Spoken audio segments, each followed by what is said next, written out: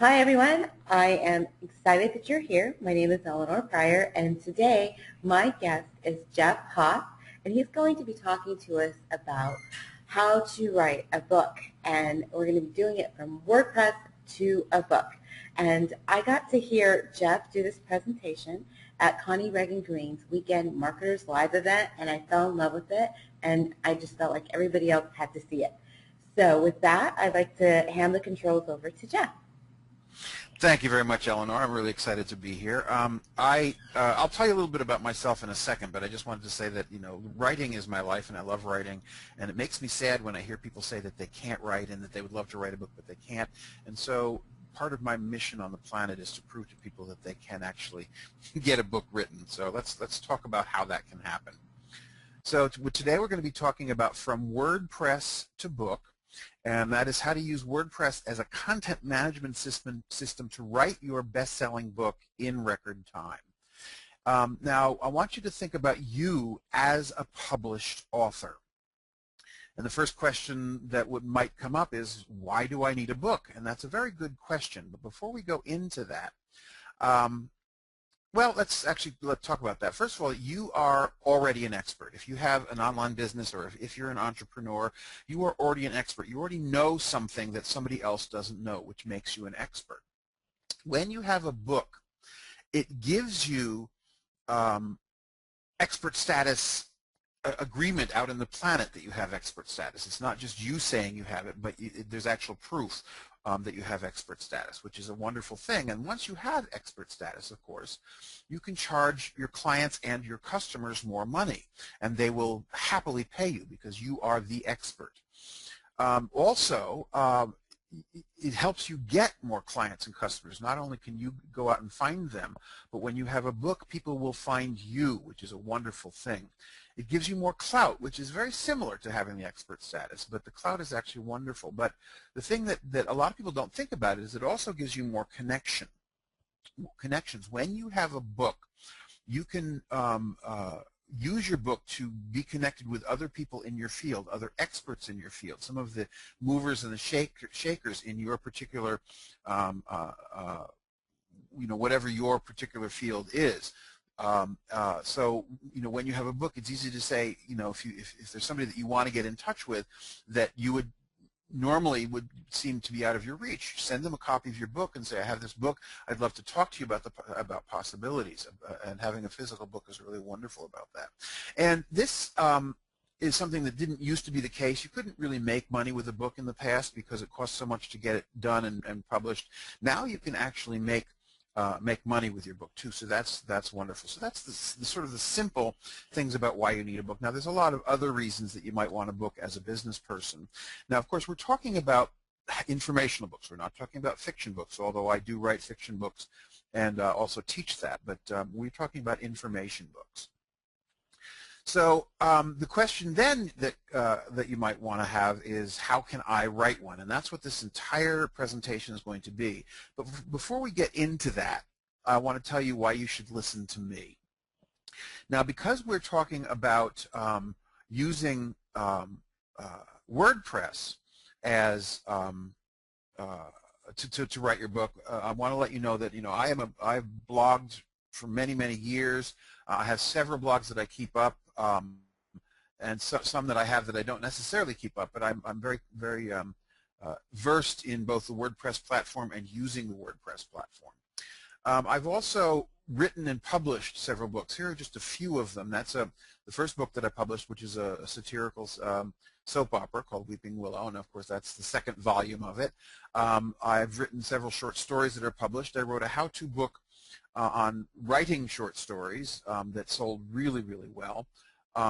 I wrote a couple of books with Connie Reagan Green, which are how-to books, The Inner Game of Internet Marketing and Time Management Strategies for Entrepreneurs, which both sold really well. With several of these books, I became a best-selling author. So I do have some experience in putting together books and in publishing books. Also, I have taught creative writing. I have taught, yes? Can you tell them, because I was super geeked about this, if you go back to the previous slide, on the book, you can write a short story. Uh-huh. What did you do with that book? What did it pay for a couple of months? I was going to get to that later, but I'll do it right Oh, now. I'm sorry. See how I get That's okay. excited. No, the You Can Write a Short Story, when I put that book up, for the first 6 months that was out, the royalties from that book itself made my car payments. Now that's not why I put the book out. I put the book out because I think the information in it is golden, and I think people need that information. But the book actually did make enough money so that literally just from the royalties of that book every month for 6 months I made my car payment. So that's pretty exciting. So thank you for the question. Also, as I was saying, I've taught lots of courses in both blogging and in the tech part of WordPress, in writing fiction, in writing information stuff for your business, blogging for writers. The Creativity Challenge was for business people. Creative Writing for Success was for business people. WordPress Unmasked was a course on using WordPress itself. So I've taught lots of courses on both the technical and the sort of creative aspect of writing. So I have kind of lots of experience doing this.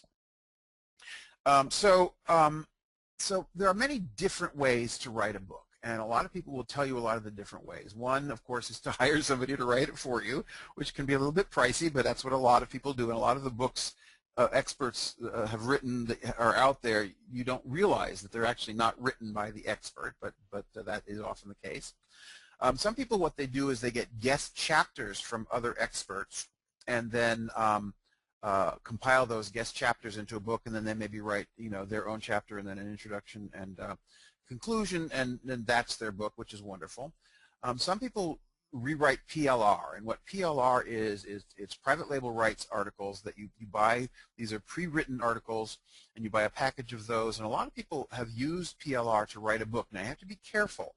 If you're using PLR to write a book, which is other people's writing, but a lot of people have those same packages, you cannot use that on Amazon, either as a physical book or as a Kindle book, unless it is completely, and I mean completely, rewritten. Because if Amazon sniffs that it's PLR, they will deny the book and they won't publish it. Then, of course, you can hire somebody to rewrite your PLR for you rather than doing it yourself. A lot of people do interviews and then put the interviews together into their book, and et cetera, et cetera, et cetera. There's lots, as I say, lots of different ways. These are just some of the ways that you can write a book. But what I say is that you are the expert. You want your book to prove that you are the one that has the information. And if you use some of these other techniques, like getting guest writers and using PLR and all of that stuff, you have become the curator of the information. You haven't become the expert in the information. What you're proving to people when you gather other people's stuff in chapters is you're proving to them that you know people who know the information. You're not proving that you are the one to go to that to have the information. So if you are the expert, you want your stuff to be what people look at. So let's talk about some of the scary stuff. Now, the first question people often ask me when they sit down to maybe think about writing a book is, how long is a book?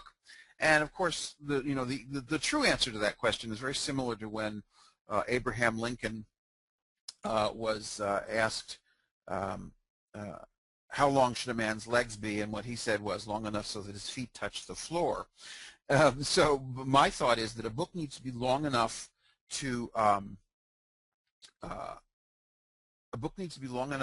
tell the story of the book, long enough to give the information it needs. And so there's no real hard and fast rule.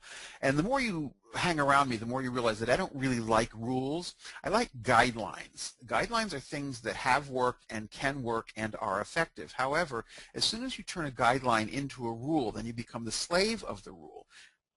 And it loses all of its power and effectiveness. So I don't talk about rules. I talk about guidelines. And guidelines can be use to your own advantage and they can be adjusted and changed. Rules really can't, so I don't talk about them as rules. So anything that I say, any advice that I give, or any specific technique that I give you, it's not a rule to follow. It's a guideline to follow. Yes, try it out. If it works and it works for you, continue it. If it doesn't quite work, adjust it so that it does work for you. So anyway, so how long is a book? In terms of the number of pages, there's sort of two different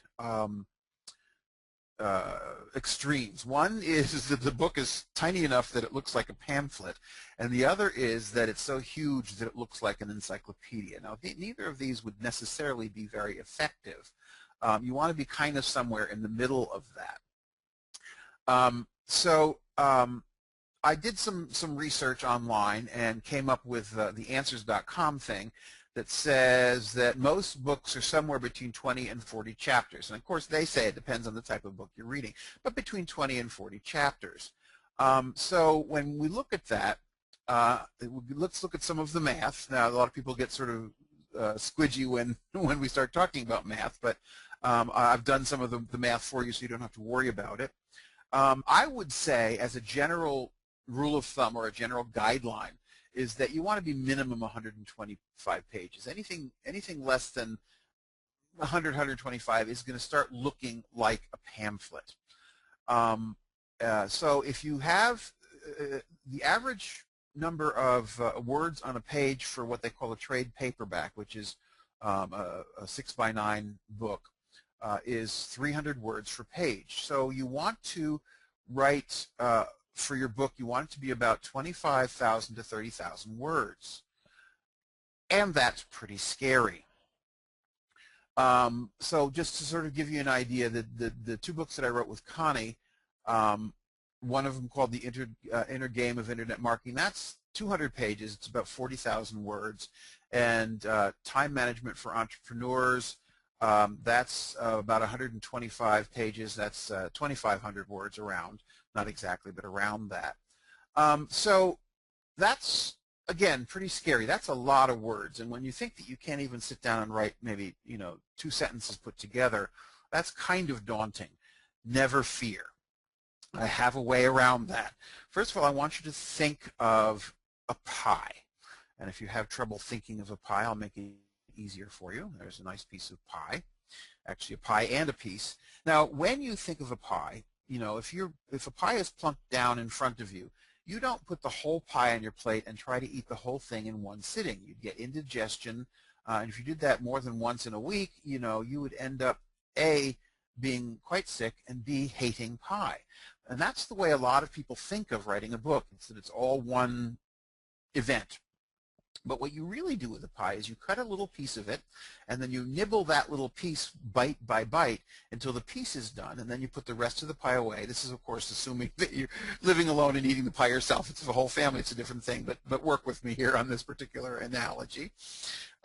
Is that you eat it bite by bite for one piece and then put the rest of the pie away. And then the next night for dessert, you take the pie out and take another piece and you eat that bite by bite until it's done. And by the end of the week, you have finished the pie, you've enjoyed the pie, you haven't gotten sick, and you haven't gotten sick of eating pies, and it becomes quite a pleasurable experience. And so I want you to sort of think of that as we go through.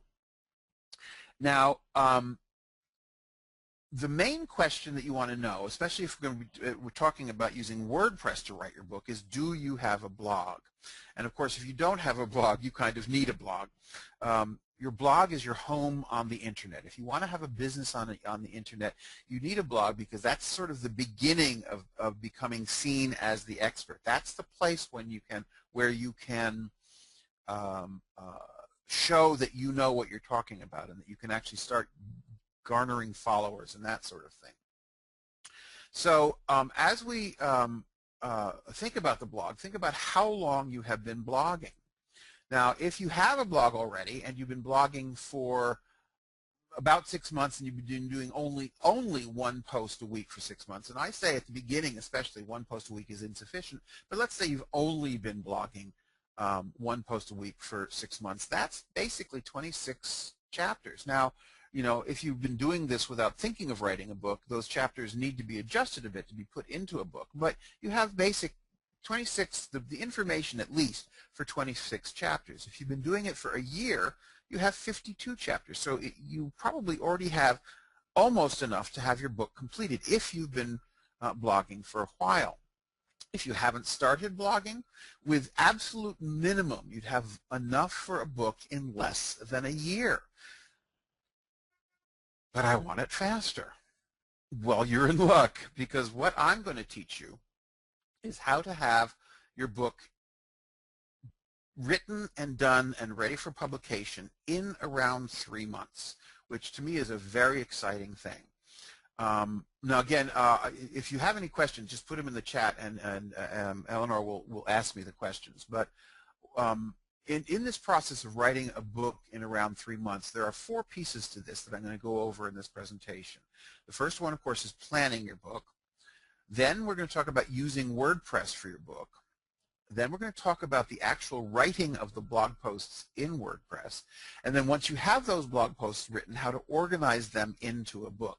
And we're going to go over each one of these pieces. So let's start with the planning of your book. Now, you already know what your topic is. You already know generally what your topic on the internet is, what kind of information that you are the expert in, what kind of information you know. If you're a realtor, or if you are into health or fitness, or I don't know, kitchen gadgets or cooking or whatever it is, whatever your particular niche is, you know what that is. Now, generally, that's going to be a little bit broad. So my niche, say my niche is creativity, which is one of the niches that I actually sell information in. That's a little bit broad, so I would want to narrow that down. So you want to narrow that down a little bit. So with creativity, I can go in several different directions. Now, I might want a book, like I did, about how to write a short story. That's narrowing the creativity niche down to something very specific. If my niche were internet marketing, I might want to narrow it down to simply search engine optimization, or I might want to do it very simply to how to write a sales page or something like that. So you don't want it to have to be the broad spectrum. You want it narrowed down a little bit. And you have some tools to do with that you don't even maybe know that you have. One of the tools that we all have that we don't think about is Amazon.com. Amazon.com is a marvelous place to get information. It is one of the places that it's one of the largest actual search engines online. People don't think about it like that, but it is. Now, and think about this. When somebody goes to Amazon and puts in a search term into the Amazon search box, they're not putting it in to get information. They're putting it in because they want to buy. So the information that you get from Amazon is what buyers want, not necessarily what tire kickers want. So it's very powerful. So if you go over to Amazon and you put in your niche as the search thing that you want to search for on Amazon, notice what books come up, how the other people that have been writing books have narrowed it down, and see what's there. That really helps you look at, first of all, the first ones that come up are the ones that are selling more. So you know the people that are actual selling books in your niche. You can see what they have written and what they have considered themselves the expert in. And then you can sort of see, okay, my expertise is a little bit different than that, but I can use something like that for my areas. And Amazon is a great area. Plus the fact that in Amazon you can start looking at some of the comments and some of the reviews, and you can see, you know, what people thought of that was missing from the books that they've got, or what questions they still had, or even what questions did the book answer, so that you kind of get an idea of what you want to cover in your book. You know, you want to think about the title of your book from the beginning, but don't worry about it so much. At the beginning, you kind of just want a working title so that you you have something to go with, that it sort of keeps you focused on, you're moving toward that. But as you're going, you want to start thinking about a title that would be something that somebody else is actually searching for, that wants to buy information. And that's where SEO comes in, which is search engine optimization. If you don't know what that is, basically that means making Google happy. It's making it so that the words that you're using are actually words that people are looking for online when they're looking for information in your niche. So eventually you want your title to have something in it, either your title or your subtitle or both, to have something that people will actually be searching for.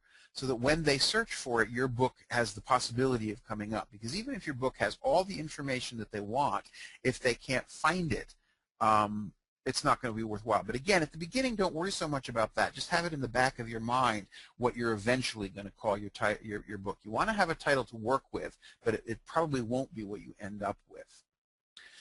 So as you're planning your book, then you want to start looking at the subtopics in the book. And the subtopics can very easily be thought of as what the chapter headings are going to be. But let's start just thinking about the things that you want to cover, the questions that you want to answer in your book, the points that you want to cover. So how to find that, if you already don't have a sense of the points that you would want to cover in your book, think about the questions that people ask you about your niche. That's a great place to start. Just list them out, and then some of them can be sort of combined into one sort of overarching subtopic. Some of them can be their own. Some of them are not necessarily that valid, but get them all written out to begin with. And if you don't have any, think about, if you have a blog, the questions that people ask on your blog. Those are questions that you can use to begin to look at what your subtopics are going to be, or your chapter headings are going to be. Again, using Amazon, see what questions people ask. Look on Facebook, if in Facebook groups about your topics, the questions that people have. If you are a member of a forum in your topic, look at both the posts that people have in the forum and the questions that people ask in the forum. Will give you a wonderful idea of the information that people want, and if you have the answer to that information or can find it so that you can write it into your book, these are the sort of things that you want to start jotting down. And just make a long list of it. You won't be using all of it, but the more topics that you might want to cover at the beginning, kind of the better. And then from that, you kind of build a rough outline. Now again, this isn't what the book is going to end up looking like. It just gives you a guideline as you write it. So you kind of have a rough outline of the points that you want to cover and how one might lead into the next, etc. So that's just sort of the planning part of the book. Now we're going to get into using WordPress to actually write your book. So using your blog to actually write the book. So you already have a sense, once you've done this preliminary step of going through and finding out what you want to cover in your book. So if you already have a blog, you want to look at the past posts that you've already written to see if any of those touch on the things that you want to cover in your book, and sort of jot down the different post titles that you might want to use. And once you've done that, you can see what's needed to fill in the blanks. And so you have a sense of what you still need to write. But a lot of it, I suspect, will already be there if you've been posting for a while. If you're starting from fresh, that's fine. You don't have to worry about what's already there because you'll be writing it as you go. So one of the things to do before you actually start writing, or if you've been writing, you can still do this, and that is to use categories in WordPress. Now with WordPress, you probably have noticed when you write a post in your on your blog that when you write a post, you can add a category down on the right-hand side after you've written your blog post. And that's how most people do it, is they just sort of they write the blog post and they come up with a category at that moment. This particular blog that I have is called the Dragons on the Web, and so it's care and feeding of dragons and dragon food and dragon health. It's kind of a silly site that I have for one of my hobbies, is collecting dragons. But that's, I say, not the most efficient way to use categories. What I would recommend instead is using your outline. Look at sort of the main 5 or 6, or probably no more than 10 categories that you want to do. Well, actually, you could do as many as 20 and have each one be its own chapter, and go into the area. If you notice over here, I think you can see my cursor. Under posts is a place called categories, and you can actually create your categories ahead of time, and you give a name, and once you hit save, then it comes over into your categories, and then it's there ready for you to use as you write your posts. And as I say, if you get your categories all put out ahead of time, then as you write and publish your posts, just choose which category it goes into. And then down the road, when you're getting to the point where you're organizing your book, they're already starting to be organized so that you don't have nearly as much work down the road as you're doing it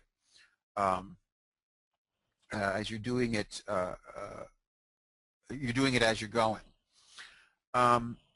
So does anybody have any questions about using WordPress or writing or the categories themselves? The next thing we're going to get into is the actual writing of your posts, which is part of the thing that people get really frightened by. And so I will show you that it's really quite simple.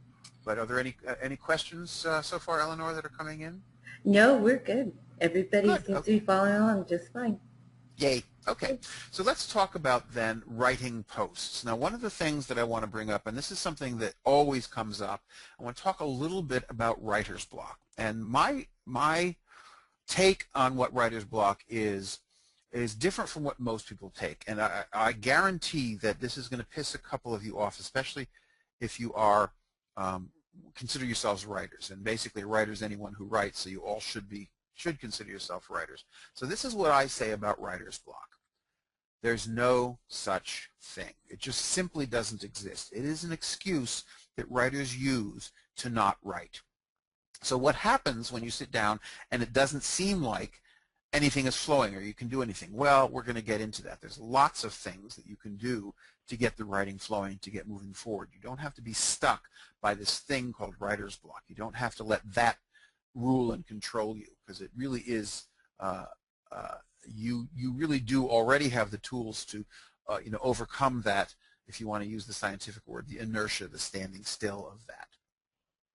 So what stops people from writing? Now, there's a lot of different things. I've sort of gathered a few of them, and I'm going to touch on each one individually, but I'm going to sort of throw them all out at you right at the top.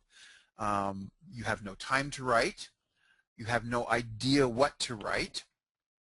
You have too many ideas to choose from, and that's a lovely problem to have, and there's a really simple way to get beyond that, but that really does stop a lot of people writing. They have so many ideas that it's sort of like, the old cliche of a deer in the headlights. It's like, oh no, where do I start? Trying to be brilliant, we're going to talk a bit about that. That's something that can really stop you. If you think you have to be brilliant every time you sit down to write, or trying to be perfect.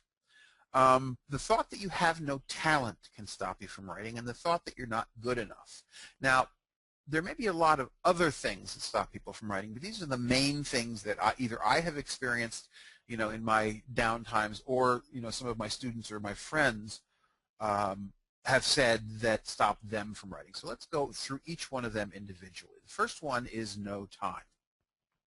And I do understand this one. In the modern age, especially if you have a family, time is crucial.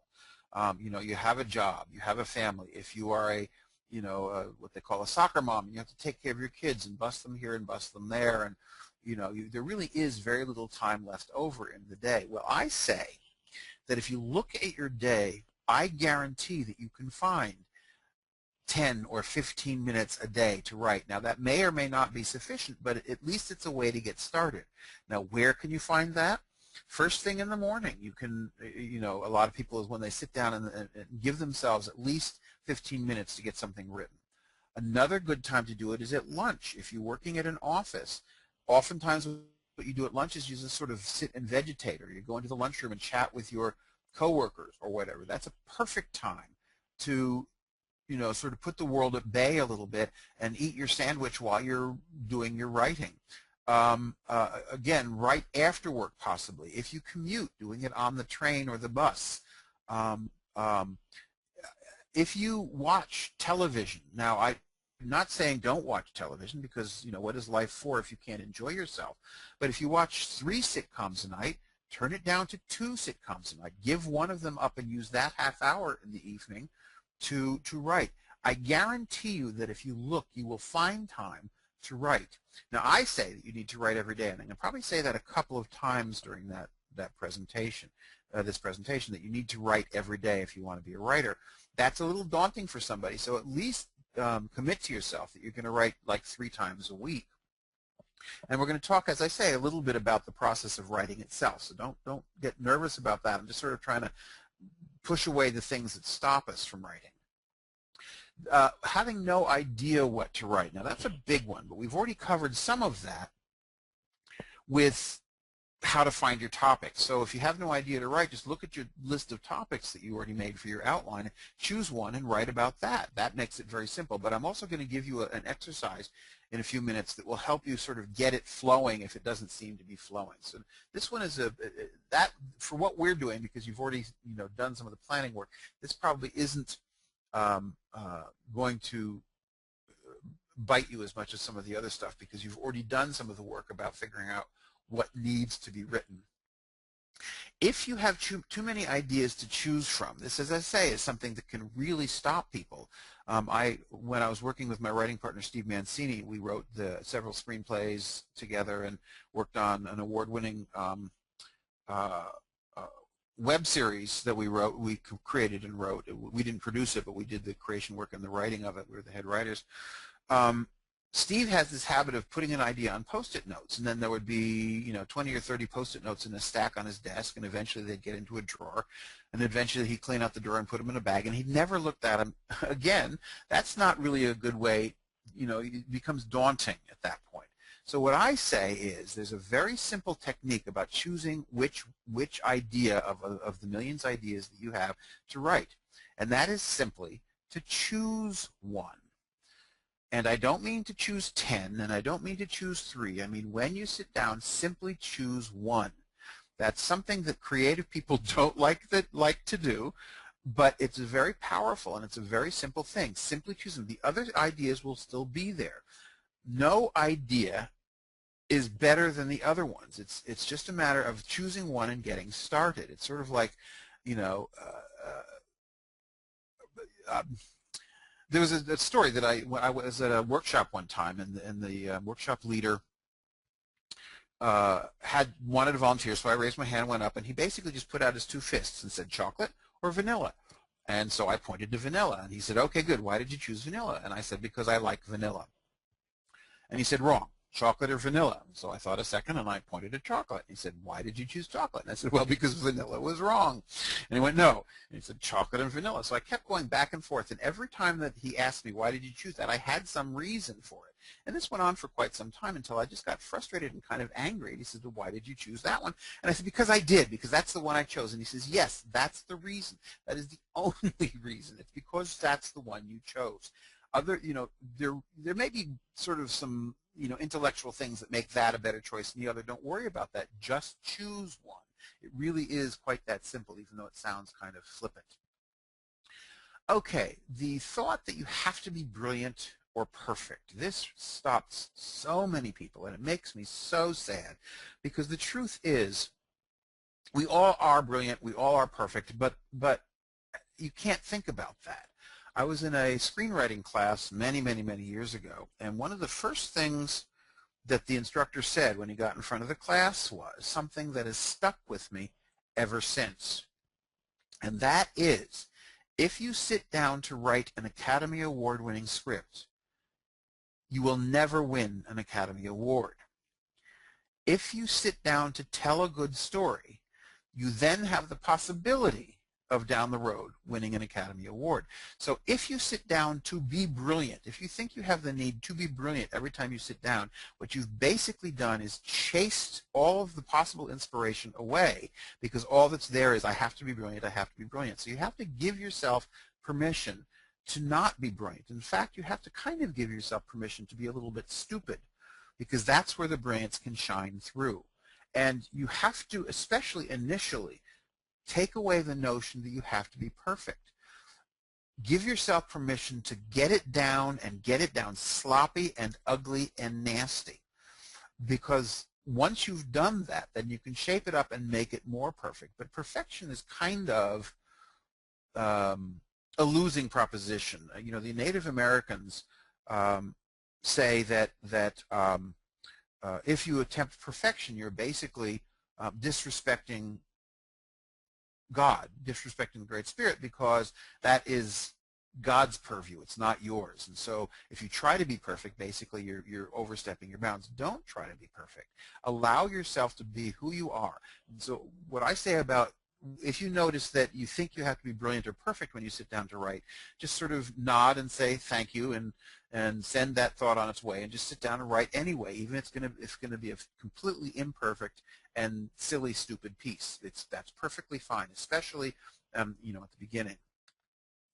And the other one is, what if you have no talent and what if you're no good enough? In this same seminar where I got up and did the chocolate and vanilla thing, I was young then. I was probably in my 20s, I'm guessing, my mid to late 20s. And I had worried most of my life, what if I'm not talented enough? And I actually stood up in that seminar, and I said to the seminar leader, what if I'm not talented enough? And he looked at me right in the eye and he said, what if you aren't? And at first I got really mad, like, how dare you think I'm not talented, but I'm the one that asked the question. And then I thought, well, what if I'm not talented? Is that going to stop me? No, I'm going to do it anyway. And if you look around, some of the most successful people aren't necessarily some of the most talented. And some of the most talented people are not necessarily the ones that are successful, because they don't have the wherewithal to actually get something done. So talent really is a conversation that has no bearing on getting something done, and getting something that can be quite good once it's all said and done. Talent has nothing to do with it. Now, what about I'm not good enough? That's a conversation that beats us all up, and a lot of us have it. I suspect that most of you on this call have that. What if I'm not good enough to do this? And the way I answer that, and this again initially might piss you off, you're not. You simply aren't good enough. It's just that simple. Nobody is. Stephen King isn't good enough. Deepak Chopra isn't good enough. Nobody is good enough. And therefore, if nobody is good enough, then you're just in line with everybody else. It's a conversation that has suddenly lost its weight, and you can have the thought and say, okay, fine, I'm not good enough. I'm going to do it anyway. So what I say about both talent and being good enough is let those conversations go, because just assume that you do have no talent, and just assume that you're not good enough, and then just declare, I'm going to do it anyway. So that completely unhooks the power of those two thoughts. So now that we've sort of handled most of what the things that stop us from writing, let's actually talk about writing our posts. In just a second, I need to get a little sip of water here. I love doing this, and so I talk really fast and my mouth gets dry. And I'm really passionate about these ideas and these thoughts. So the process of writing can seem daunting when you sit down and look at the blank screen in front of you, or sit down and look at the blank pad if you write longhand. So there's a couple of things that can sort of prime the pump, as they used to say, or get the ideas moving and flowing. And the first one I recommend, does somebody have a question? I thought I heard something there, Eleanor. Is everything, anybody have a question? Everything is good. I'm sorry. I was getting excited too. Oh, good. and I was going to say something, but I forgot what I was going to say. Okay. But no, please keep going. We're good. Okay, good. I just want to make sure that I handle everything as it comes up. So the first exercise that I recommend is, I call it stream of consciousness. And basically what this is that from 3 to 5 minutes, and I recommend that you, when you're starting out, you do this 3 to 5 minutes a day every day. And I did it for a couple of years. You may not necessarily have to do that, but I did it. I don't need to anymore, because I've worked on this long enough that my flow is pretty open, and I sit down and I can write. But if I can't, I go back to these exercises. So the stream of consciousness is basically you sit down with a pad and paper or at your computer. Now, using a pad and paper for this exercise is a little bit more powerful because it's much more direct and visceral, but you don't need to do that. I can't write longhand like that because I'm getting to the age where my fingers stiffen up with a little bit of arthritis, so it's painful for me, so I have to do it with a keyboard. But either way is fine.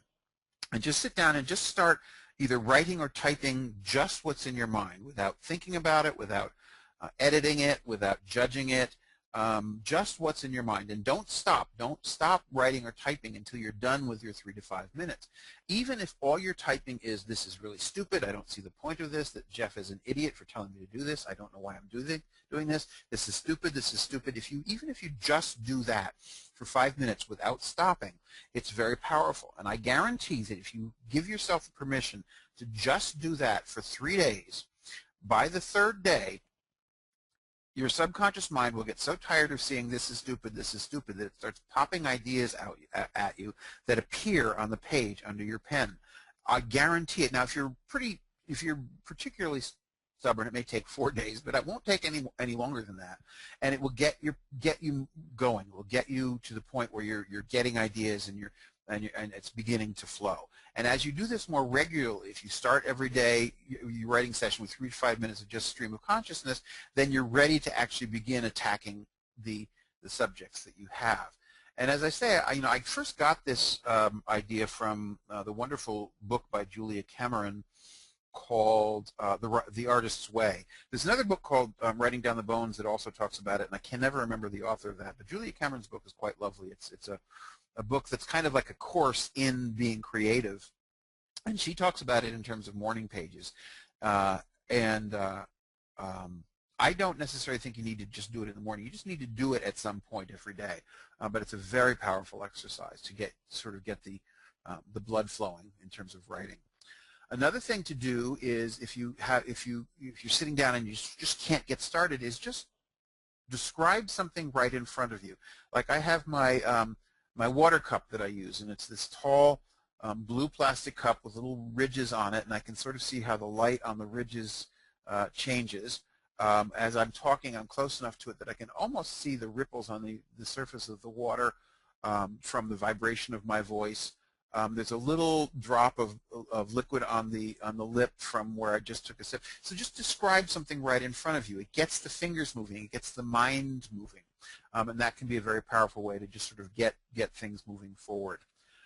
Describe something from memory, something that happened yesterday or something that you saw yesterday. It's the same process. It's using the recollection actually engages the subconscious mind in a much better way, so that the subconscious mind then feeds you back some great information. So these are just some ideas of getting started to write. Now let's actually talk about the structure of your posts. Now we're talking about posts here, which we will then turn into chapters. We're not talking about them as chapters right now. Now that they are posts for your blog, and they don't necessarily have to go onto the blog in the order that they're going to end up in your book. So don't worry about that. Anything that looks like a reason to stop or to be confused, just get it out of the way and do it the way you think it should be done. So in terms of writing posts, I say that posts and or chapters and or books they're all stories, and stories always have a beginning and a middle and an end, and so it's a very, very basic but very powerful structure. Now, when you're talking about fiction, how the beginning and the middle and the end work is at the beginning of a story, something happens that sets something else in motion.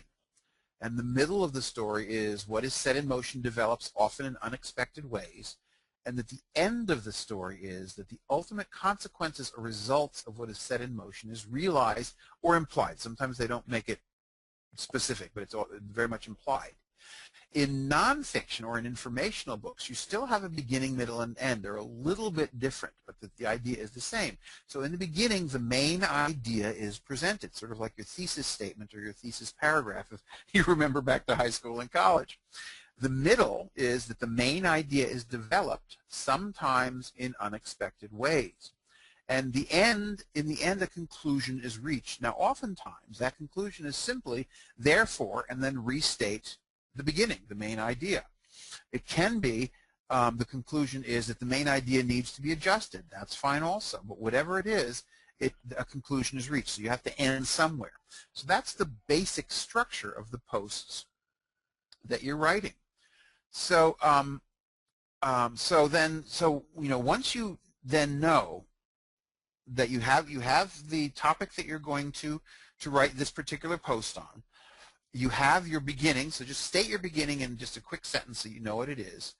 you have your middle. Again, just state what the middle is in just a quick sentence, and then you have the end.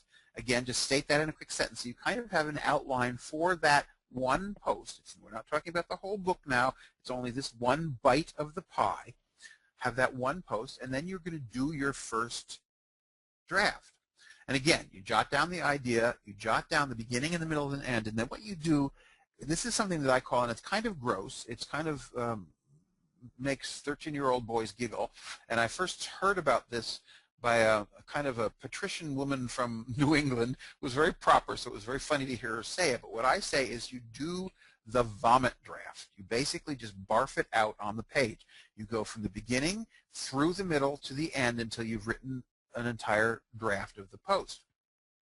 Now, in the vomit draft, you do not worry about anything. You don't stop to edit yourself. You don't stop to use proper punctuations or spelling or corrections.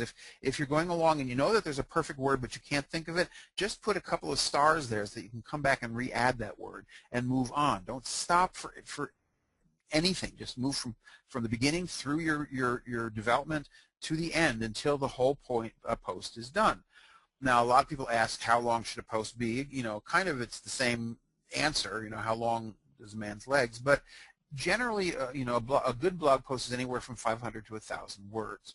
And that's not difficult to do. Once you have the basic idea that you want to cover, you have the beginning and the middle and the end of what you want to cover, and you thought it through. It's basically that's just there. Just tell what it is to the paper. And I say that you can, you know, when you first sit down to do that, it's going to take you a little bit longer. But the more you write, the quicker these posts will come. So, so then once you have the vomit draft, now don't let anybody else see these vomit drafts. And also, if you're doing stream of consciousness, don't let anybody else see those. This is just for you, because if you show people these things, then the next time you write them on, you're going to sort of edit yourself because you know somebody's going to look at them. Don't ever let anybody look at these. If you want them to look at something, have it be after the rewrite. Now, for your blog posts, I say only do one rewrite to shape it up, to fill it out, to get the spelling right, to get the punctuation right, to find the exact right word that goes into that spot that you left with just a couple of stars on the page. So you do one rewrite, and then you post it onto your blog. Now, you might find that there's an afternoon on a Saturday where you get you know, enough ideas for 2 or 3 posts. You can schedule them out on your blog so that they come out for the next week. So that is sort of the basic process of writing your posts. And as I said this earlier, and as I said, I was going to repeat it a couple of times. But I say that you need to write every day, and either write a post or one of the exercises, stream of consciousness, or describe something in front of you, or describe something from memory. So you write every day so that it becomes a habit. And once it becomes a habit, you get to the point where if you haven't written every day, you start to feel weird. So then I say that you do a minimum of 3 posts a week. Now, once you get into the habit, this may seem a little daunting to start with, but once you get into the habit, it's not that difficult to write 3 posts a week. It really isn't. And so at the end of the 3 months that we're talking about, you have minimum 36 posts. And with those 36 posts, then that is what you have as the raw material that you're going to organize into your book. So now can you sort of start seeing the excitement of you're building a book, and you're building a book with good solid information, and you can start seeing, you know, actually visualizing. I mean, right now, even before you've actually sat down to start doing the work, that you know that a book is nigh, a book is coming. So a book itself has a beginning and a middle and an end. So then what you start doing is you start organizing the blog posts that you've already written. Some of them you might want to combine 2 or 3 into one chapter. Some of them you might want to adjust a bit as you're doing that. You want to do some touch-up, make them flow a little better. This is the time to start doing that.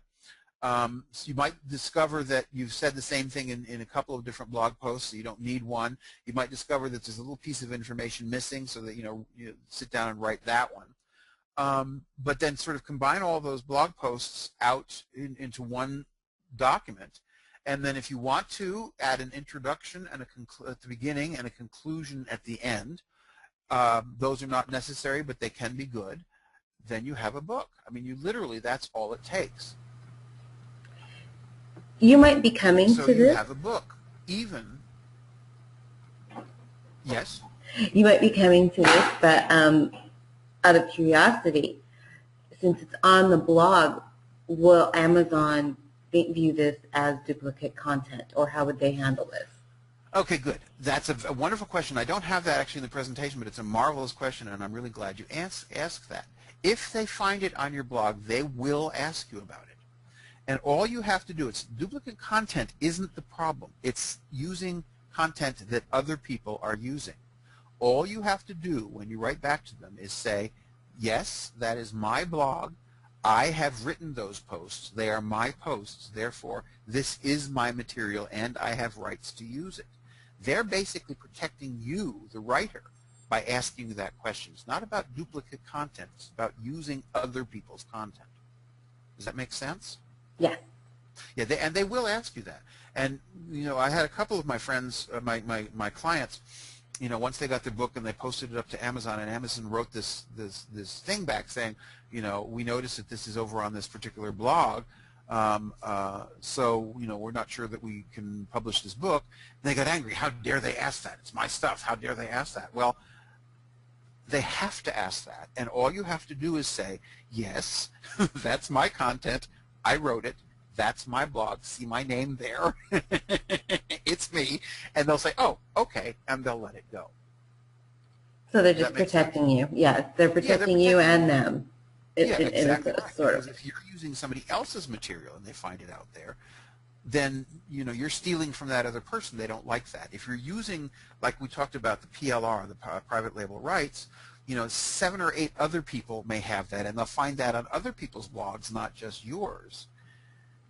And then you can't say, no, that's my material, I wrote it, because they can prove that it's on 3 or 4 other people's things. That's PLR. PLR is a huge no-no in their field. But if it's your material and you can prove it,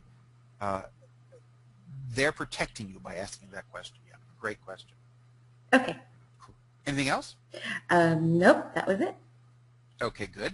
And anybody else have any questions on the call?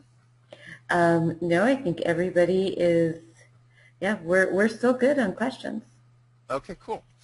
So, as I say, so then you have a book at this point. Once you've done that, you have a book. Even if you started without a blog, and if you started going in that you already had a blog, it can even take you less time to have your book.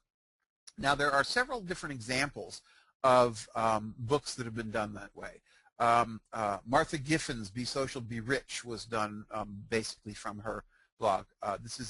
She is kind of the diva of social media, and she uses social media in order to increase business.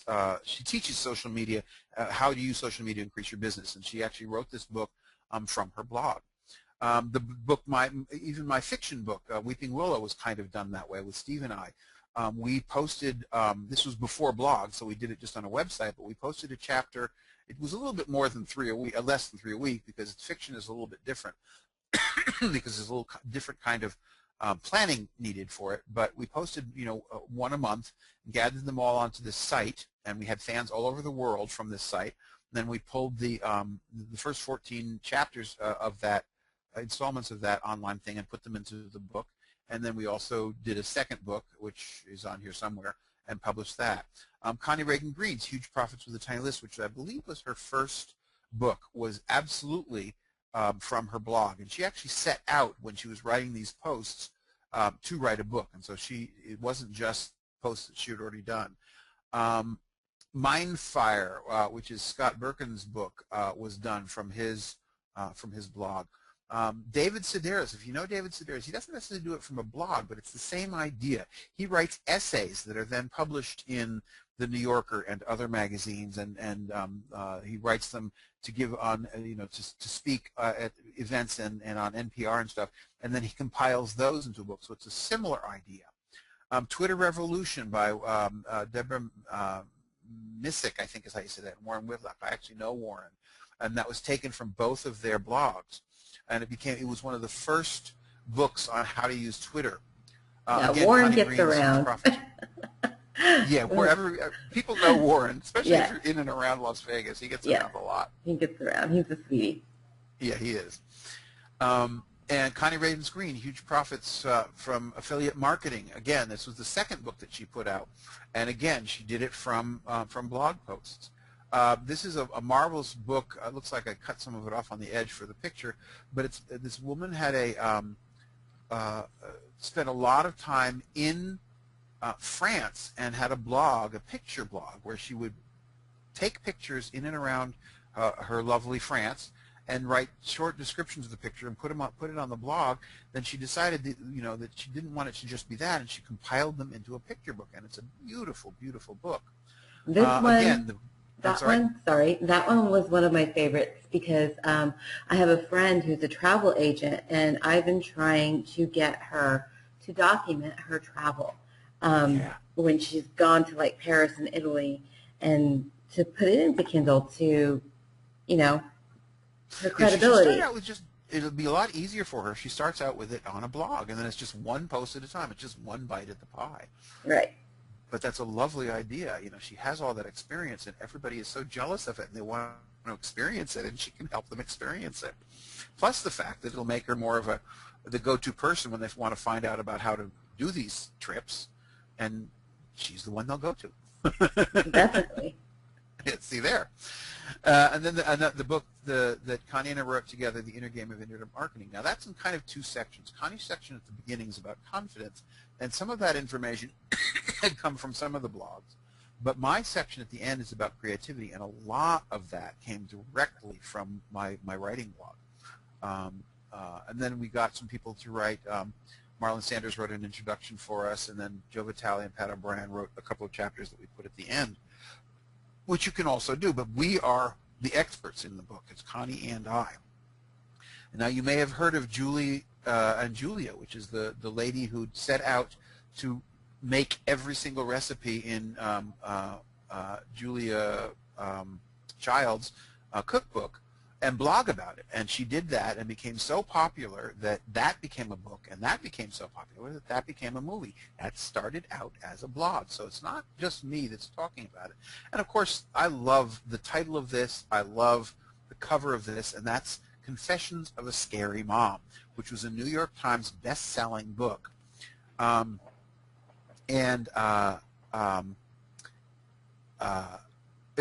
It became a New York Times best-selling book, and that was definitely taken from her blog. So I've just shown you everything you need to know to write a book in 3 months. Now, for you, it may still seem a little bit daunting. So I want you to imagine getting help along the way. And that's where this comes in, exactly what we're going to be doing together is writing your book together. In the next 3 months, you're going to choose the topic of your book. You're going to outline the ideas to cover. You're going to schedule your posts. You're going to compile them into a book. We will also delve deeply into the process of writing. We'll find the best, most saleable title for the book. We'll learn how to format the book specifically for CreateSpace, and so that we go through the process of getting it formatted correctly so that when you get it up to CreateSpace, it actually works. We'll design the launch of your book, which is quite important. As you remember, when I did You Can Write a Short Story, that book, I didn't put it out there for that reason, but that book actually made me money. It actually paid my car payment for 6 months. You will also have 3 live sessions a month for the 3 months, so that we'll have live group sessions. You'll have unlimited email access to me during the entire course of the program. And when I first published, I joined a $3,000 program to learn how to do it all. But before I tell you what you're going to pay, you're not going to pay $3,000 for this. I want to add to what you're going to get is that you're going to get a one-on-one telephone consultation up to an hour before the group sessions even start to sort of get you focused and get you so that you hit the ground running during the group sessions. And I charge a minimum of $300 an hour for my consulting time. So I'm not only going to give you that one-on-one session before the thing starts, I'm going to give you a one-on-one session during the course. So that's 2 one-on-one sessions that's only you and me. It's nobody else on the call. and I'm going to give you a one-on-one consultation any time in the next 6 months, which means that once the 3 months are over, you have another 3 months to schedule and have your final one-on-one consultation. Now, if you have everything ready and up to go by the end of the 3 months, we do it fairly quickly. But I know enough about people do this course that you are going to linger and lag, so it's going to take you a little bit longer to get everything pulled together. And so this final consultation is, what is it that you need to get your project done? And so we'll go through that very specifically. So that's 3 personal consultations with me, and that's worth $900, and that's real money. It's not, I'm not inflating my things at all. Plus the 9 live group sessions, plus unlimited access to the session recordings, and I will record your private sessions and give you access to them. It'll be private access. Only you and I will have that. Plus, for you only, I'll give you access to both my WordPress Unmasked course, because we're going to be using WordPress. This course I taught some time ago about how the ins and outs of WordPress that some people don't know. So I'll give you access to that, and that's worth $97. And I'll give you access to my simple website traffic secrets, the gold level of that, which is a $37 course, so that you can start, when you're in the promotional phase of your book, you start getting traffic to your book and to your site. So that I'm going to throw in. So that's the 9 sessions, the unlimited email access, the recordings, the one-on-one calls, the 2 courses, and that's well over $1,000 worth of value. So I want you to imagine going from thinking you could never write a book to having one written and ready to publish in only through 3 months. And that's all for $347 or 2 payments of $178 each. And for Friends of Eleanor, I wanted to give the people on this call something special. And I'm going to give you a $50 discount.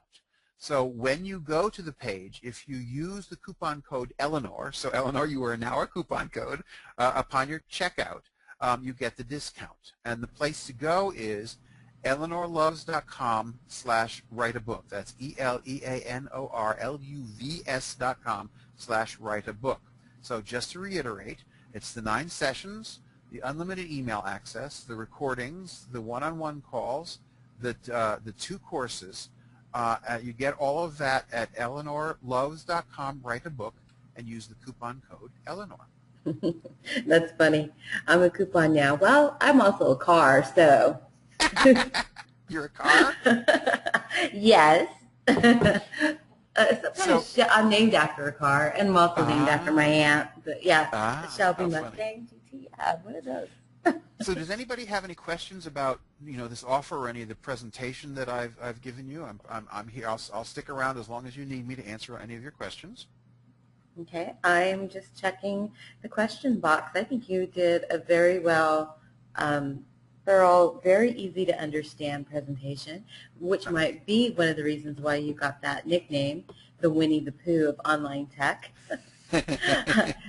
That's pretty cool. And so, yeah, I'm not seeing anybody put any questions, so I think you did a great presentation. And like I said, when I saw this presentation when I went to Weekend Marketers Live, I fell in love with it for several reasons. One, I am a WordPress junkie. And 2, I do know that there are so many people out there that are still struggling to write their book, and there's lots of courses out there that are very pricey, for lack of a better word. And here you actually have somebody that has written several books that you could have one-on-one coachings with, basically for the price of the course, which technically is way more than your coaching rate. And I know most people's coaching rates are really a lot higher than that. So I fell in love with it when I saw it. It's like, oh, I have to share this. So. Yeah, I'm glad you did. Yeah, with the coaching, a lot of people charge, $500, $1,000 an hour to coach, and that's really valuable, and they're absolutely worth it. And I probably could charge that much, but my thought is that I want people to have the information. I want people to move forward. I really, truly believe that you can do this, and I would be remiss if I didn't make it available to as many people as possible. So I don't like to overinflate prices. Yeah. So perfect. Well, since there's no questions, I'm going to go ahead and end the webinar and the recording, but I definitely want to say thank you very much for spending the afternoon with myself and my guests. Geoff, Thank this you. has been great, and I hope that everybody that does want to write a book and has had a desire to write a book takes you up on your offer. This is great. Thank Use you. me as a coupon, everybody. Thanks.